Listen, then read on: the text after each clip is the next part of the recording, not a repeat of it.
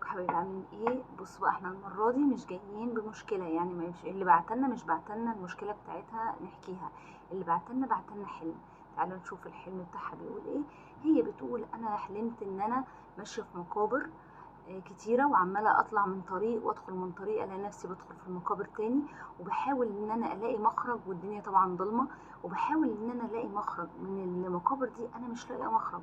كل ما ادخل من مكان الاقي نفسي رجعت نفس المكان، كل ما اخرج من مكان الاقي فيه مسدود، مفيش ما حته اخرج منها.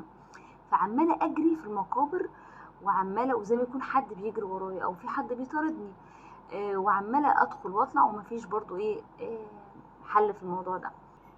فهي بتقول ايه بقى، بتقول عماله احاول ان انا الاقي مخرج، وان انا واقفه عماله ابص على كل الطرق عشان الاقي طريق اخرج منه. بتقول بعد كده لقيت طريق طويل قدامي واخره نور، الطريق ده اخره نور. قلت ايه، همشي في الطريق دوت. فهي بدأت تمشي في الطريق دوت وكملت، بس هي صحت من النوم قبل ما توصل للنور.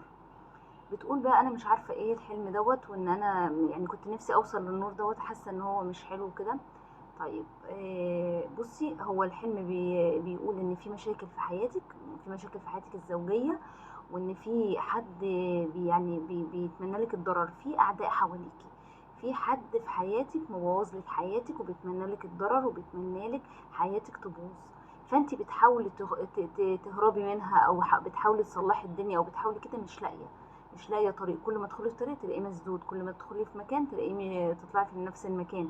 فده بيدل ان ايه، ان انت بتعملي محاولات بس بتفشل في الاخر. بس في الاخر ان شاء الله هيحصل إيه ان هيحصل لك ان هتلاقي طريق النور اللي هتمشي باذن الله.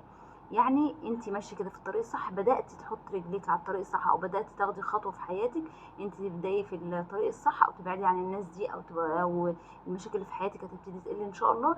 بس انت لسه ما وصلتيش، انت عايزه حبه كمان تشوفي ايه اللي بايظ في حياتك تصلحيه، تشوفي مين اللي حواليك عايز يبوظ حياتك وتبعدي عنه.